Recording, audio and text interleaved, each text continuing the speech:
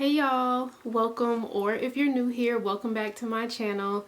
My name is Rayma and I talk about books. I talk about some other things too sometimes, but mostly books.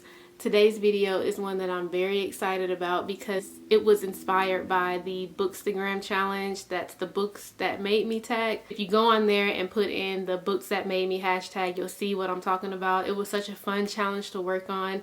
Really spoke to me as somebody that's very sentimental. I had a lot of fun working on that. And so I'm excited to share it with you. It's kind of going to be my reading journey, but punctuated by like the books that I was reading at those ages. If you've been exposed to some of the same books that I have, or we're around the same age, this might be nostalgic for you. And if you see any books that you remember reading or that you were really into at the same time as me, or just at any point in your life, please leave a comment because I want to know. We would probably be friends if we have the same taste in books. But okay guys, let's get into the video.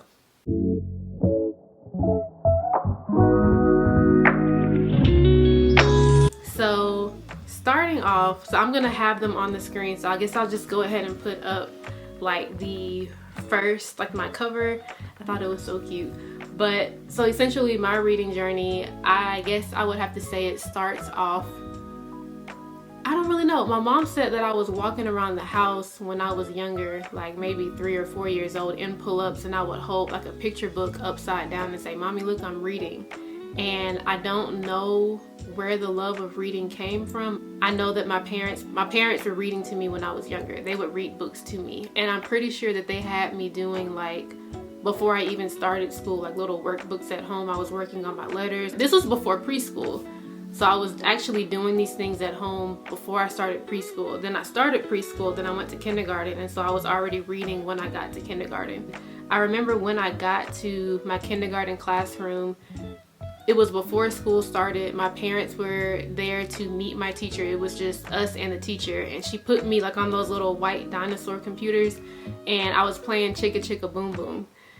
And I don't know if that was like my first time ever being exposed to a computer. This was the year 2000, so computers existed. They were just those older white ones.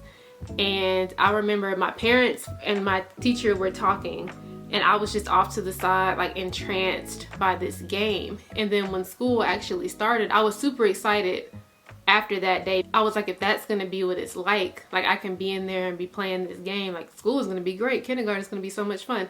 So when I came back to school, I remembered that game that I was playing, and I saw the book that went along with it, Chicka Chicka Boom Boom. And that's the very first book that I remember reading. I'm pretty sure I had to have read something before that, but I don't know. That was the first book that I remember reading, and it holds pleasant memories. It's not like the most profound book or anything. It's very age appropriate for a kindergartner to be reading, but I have great memories associated with that. Like it's a core memory of being in my kindergarten classroom, like meeting my teacher before school, like weeks before school started, and I was sat to the side. I was playing that game on the white dinosaur computer. You know, it's just good memories. So that's the first one. So then there is Love You Forever. That's another book that I read in kindergarten, and it made me so sad. It is the sweetest, most heartbreaking, it's simple yet heartbreaking. Like, and I was in kindergarten when I read that experience, and these complex emotions about like parents and the love that they have for their kids and the love that we have for them. And if you have read it, then you know what I'm talking about. But that was a book that I never ever forgot. Like, I've come across a lot of books in my lifetime, especially when I was younger, and that is one book that I never forgot the name of. I was just like, it had a profound effect on me as a child. It was just really good. I want to get it from my bookshelf actually, and if you haven't read it, as an adult, I recommend it, and if you have children, I would buy it for them. It's just a really good book.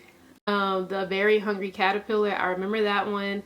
I remember being like very drawn in by the artwork, and one of my friends and I in elementary school, we sent a letter to, what's his name? Eric Carl. We asked him to send us like little art materials so that we could make a book like his. Of course he didn't do that, completely disregarded what we asked for, but he sent us something back and it was really cute. We were really excited about that. This one, The Big Hungry Bear. Funny story, this book I remember as like being scary.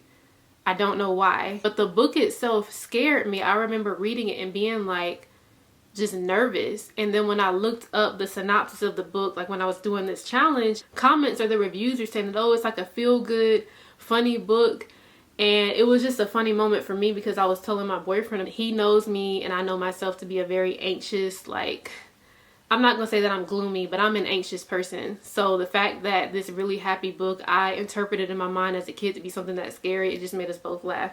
Because, of course, the Magic Tree House books, these were like I think this is where my love for magical realism and books started. Time traveling, I think is the idea of that is so cool. Like when I like magical realism in books now, I always love like the ability to jump timelines or see what you could have been if you go back in the past, or how a situation could have changed. You know, just things like that. Anything to do with time travel, I love. And I think it started with the Magic Tree House books. And Vacation Under the Volcano is one of my favorites because I've always been interested in like what happened to Pompeii. So, I don't know. I feel like that was the book that got me started. I think there was also a book about like the Titanic, which it's also been something that I've been interested in. But I loved the Magic Tree House books because it was just taking me places. Junie B. Jones, First Grader, Boss of Lunch. I loved the whole book series, and it made me sad recently because when I was doing this challenge, I found out that the author passed away not too long ago, and she said that she stopped looking up like reviews for her books because actually these books were actually banned, the Junie B. Jones books, because apparently like schools or parent associations didn't feel like Junie B. Jones was setting a good example for kids because she was too like wild and doing all these things. And I think that they were great for kids because that's how kids are. Kids are they're here for the first time. So it's like, let them be kids.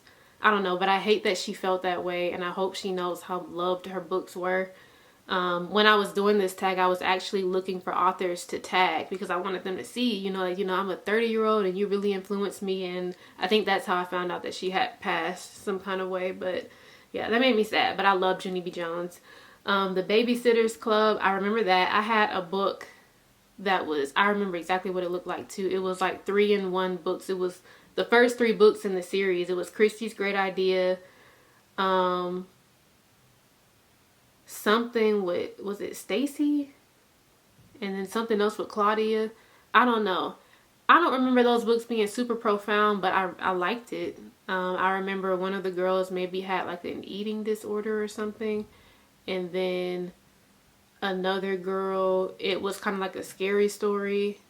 I don't know. It's all a nostalgic thing. I don't remember being like, oh, I love the Babysitters Club, but I remember having that and reading it. So, same thing with the Boxcar Children. I feel like I remember the premise was that they were orphaned or something. And I think these are like mystery stories, but I could not tell you what a single story was about. I just remember these covers. Little House on the Prairie was another one. I was very well versed in Little House on the Prairie because my mom loves that show. She was born in 1953 and she grew up with her like grandparents watching westerns and stuff, and so I knew about Little House on the Prairie. I knew about Ma and Pop and Mary and Laura and Nellie and all of that stuff. Alonzo, like I read those books and I feel like I enjoyed them. We also went to like school plays. We had a little local theater in town, and they would put on like plays sometimes, and I remember Little House on the Prairie was one. And in the theater in my hometown is really nice because like when you go inside, especially if it's like a play that's about like nature, above you it looks like the sky. As a kid, I just thought that was so magical, and I remember being in there for a Little House on the Prairie play, and you could hear like the crickets chirping around you. You look up and you could see the stars twinkling. It was an experience, and I loved the Little House on the Prairie books. James and the Giant Peach, that was really good. Matilda, also really good. Ronald, I always called him Ronald Dahl. I still do that. Ronald Dahl, James and the Giant Peach, and Matilda, those are great books. And Matilda was actually one of my favorites. Not only book, but movie. I loved that movie. A Little Princess. So the picture I've used here is actually a picture. There's a movie. I love that movie, but it's also a book. I know I watched the movie and I fell in love with that movie. It was so magical to me as a child. So these are the books that I would say made up my childhood, which is probably like the entirety of my elementary school era. So next we have my tween and teen years, and this is where it started to get like dramatic. So Alice, did anybody read these books? Am I the only person that knows about the Alice books?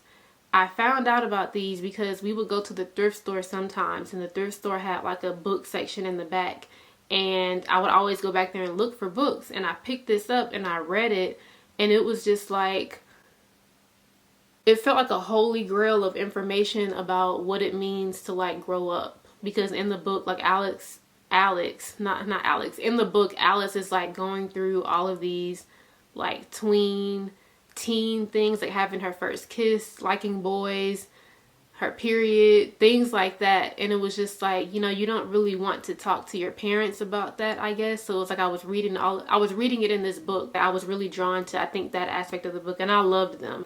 A series of unfortunate events, they had me stressed the freak out. The Clique.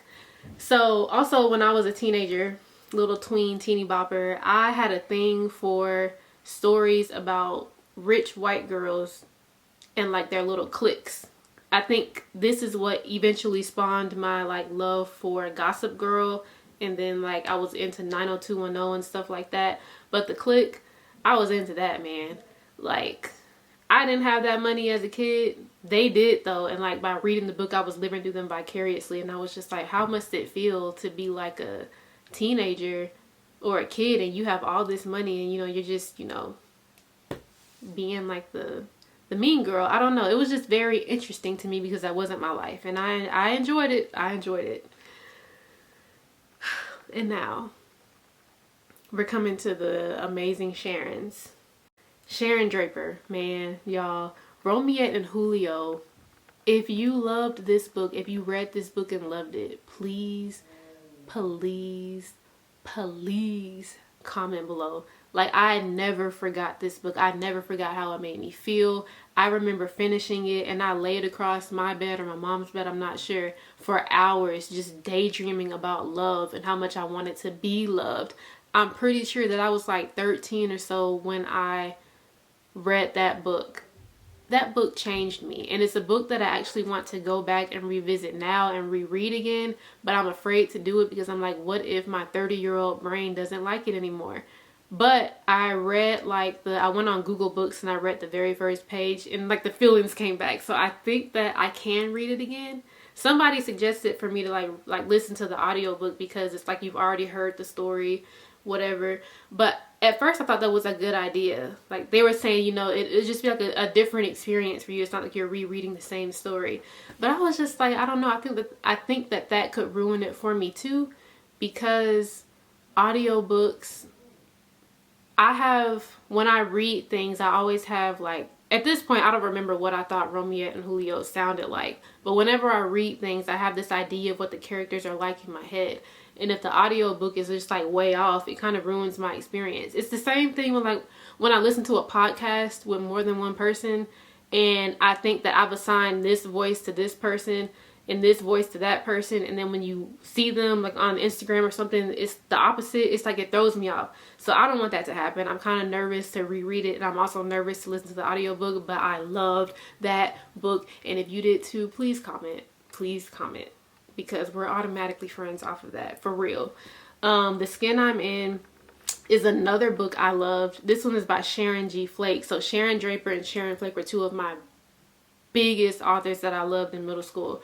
The Skin I'm In, it was about, I kind of remember this. I think one of the characters' name was like Charlene or something like that. I don't know, but the girl on the cover, I think she's getting bullied at school by this girl. Poverty was a theme. The girl on the cover, because of her dark skin, she felt like she wasn't pretty.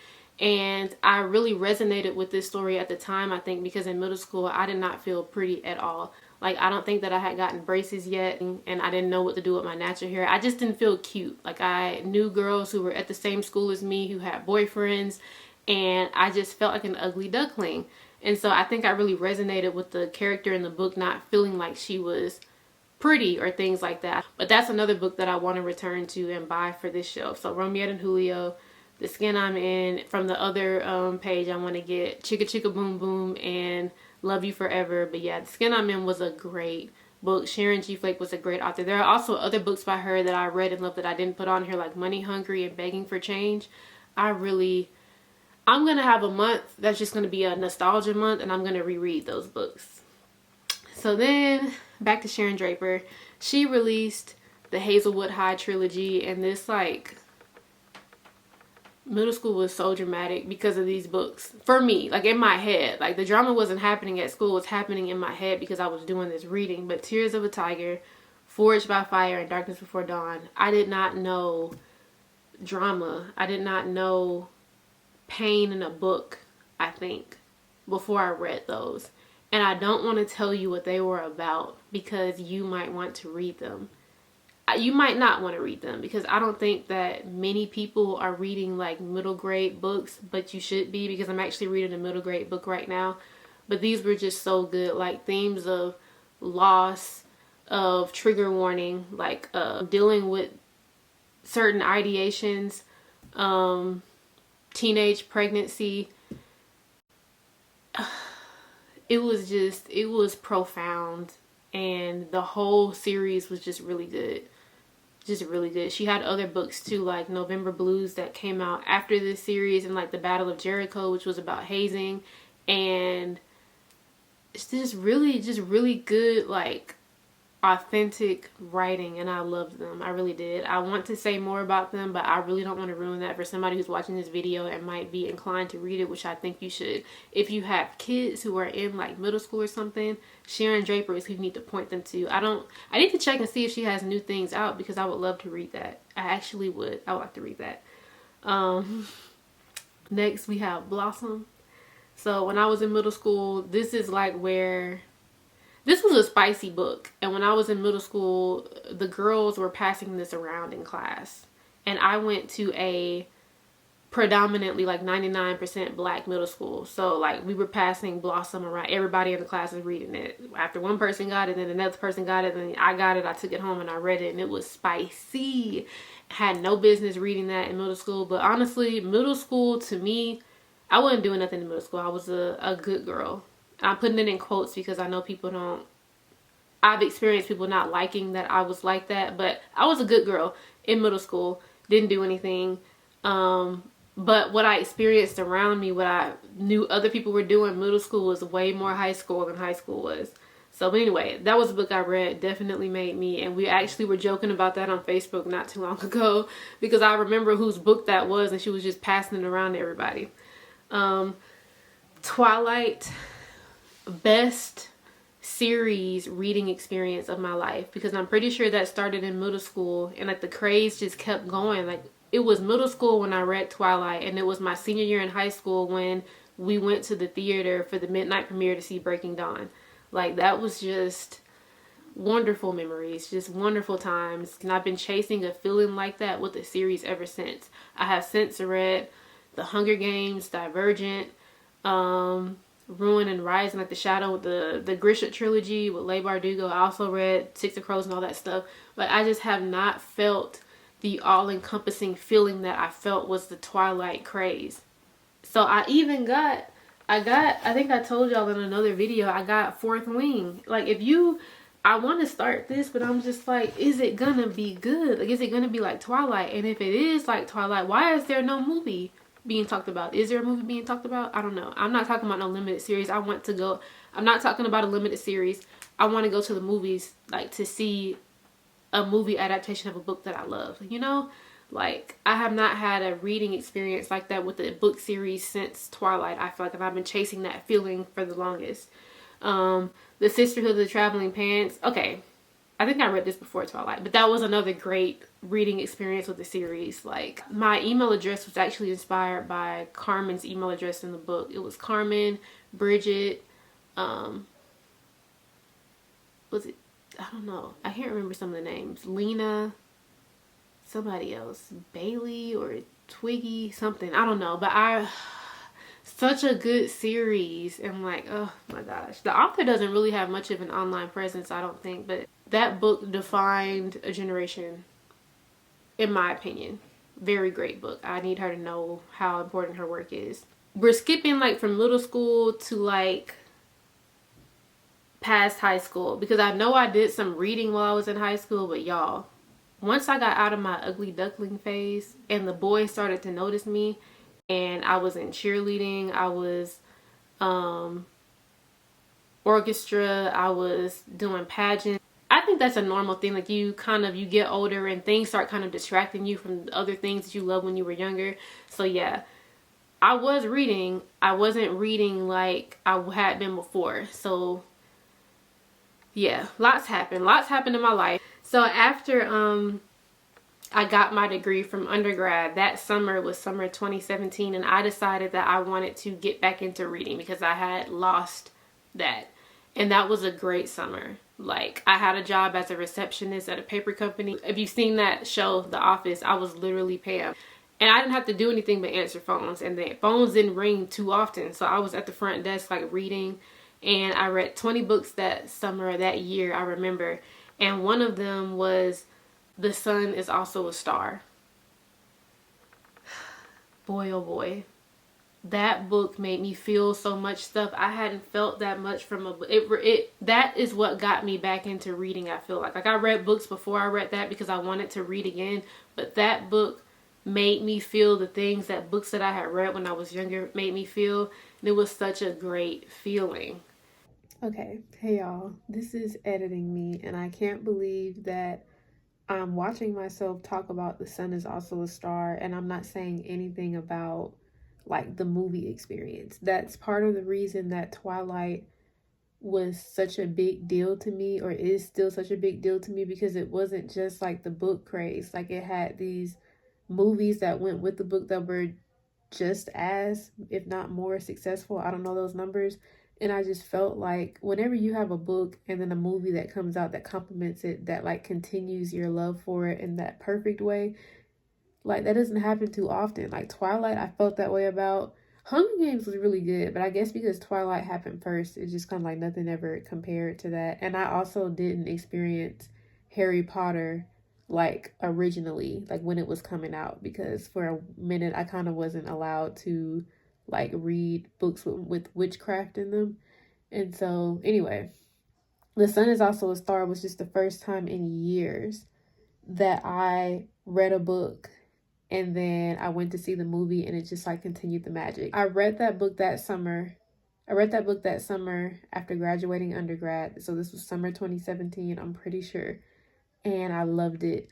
And then I heard that they were coming out with a movie, and that movie came out, it had to be 2019 because I was living in Atlanta, and I remember driving an hour because the movie wasn't playing in like all theaters, only like certain ones, and they seemed to be the smaller theaters.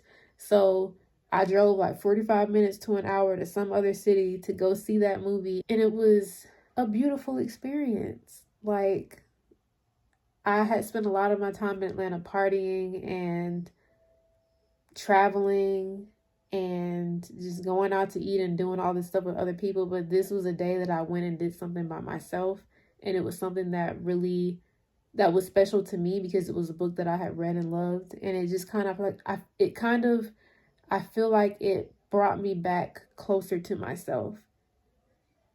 And so I'll love that book forever. And I had to say that. I can't believe that I didn't mention it here. And then a little bit later on, I kind of had these mixed up in the order that I read them, but I read Becoming by Michelle Obama because I had to. I love her. She's a role model for me, and I loved it. I loved hearing her story because I could resonate, being the only Black person in the room and feeling like people are already discounting you, counting you out, thinking that you don't have anything of importance to add to the conversation, feeling that you yourself don't have anything of importance because nobody's ever told you that you had great things to say like that. But while other people have always been told that they're super smart and whatever, and they're not even really saying anything that's that great. Anyway, she talks about all that in here, and I felt very seen and inspired by her upbringing and like how her mom raised her and just the kind of person that she turned out to be. So I love her. I really love her, and that was a great book, so I had to include it here. The Autobiography of Malcom X. I don't know why I read that, but I read it, and I'm gonna tell y'all, it had me in a chokehold for a hot minute. I tried to go to the Audubon ballroom where he was assassinated when I visited New York once. Like, I was just fascinated by him. Very fascinated. So that definitely defined an era for me. The Grisha Trilogy, I loved that series. Like, I loved that. And people were saying that that's not her best work. I read this before I read the Six of Crows duology, and I thought that the Grisha Trilogy was great. So I don't understand why it received so much hate, like why it's just gone to the wayside. But definitely wasn't Twilight, but it was a really pleasant reading experience for me. And I believe I read that like right before I started my master's program.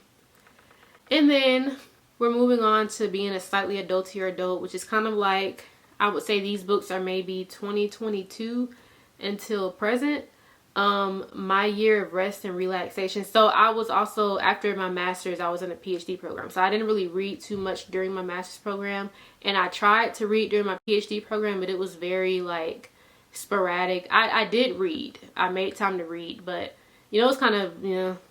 But so I read my year of rest and relaxation, which the title is what stood out to me, because I'm like, what would it be like to have a year where you just rest and relax? I thought that was such an interesting concept. And then I read it, and it was very different from what I thought it was going to be. I don't know why, because I read the synopsis. I don't remember what the synopsis said. The book is still over here. Yeah, it's right there. But I read it, and I actually enjoyed it, and it was set in New York in 2001, and we all know what happened in New York in 2001, and that kind of like, that's a part of the book in a way. And that right there, like, I have ties to New York, so it stuck with me. I really enjoyed that book. It's not for everybody. It's different. It's very different, but I liked it. And I actually went to a museum to take my, I think they were my 27th birthday pictures. And I'll insert a picture here somewhere.